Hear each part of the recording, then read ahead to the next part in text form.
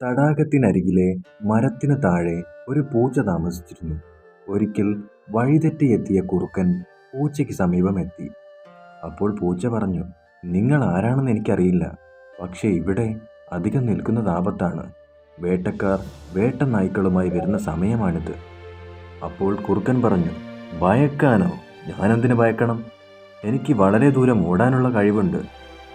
വേണമെങ്കിൽ മരത്തിൽ കയറാനും എനിക്ക് കഴിയും. ഈ തടാകം നീന്തിക്കടക്കാനും എനിക്ക് കഴിയും. ഉച്ചത്തിൽ ഓരിയിടാനും എനിക്ക് കഴിയും. നിനക്കെന്തൊക്കെ കഴിവുകളാണുള്ളത്? പൂച്ച പറഞ്ഞു, എനിക്ക് മരത്തിൽ കയറാൻ മാത്രമേ അറിയൂ. പക്ഷേ ഇവിടെ നിൽക്കുന്നത് പന്തിയല്ല.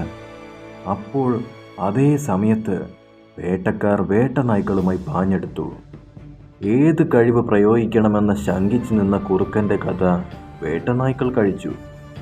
പക്ഷേ പൂച്ച അടുത്തുള്ള മരത്തിൽ ഓടിക്കയറി.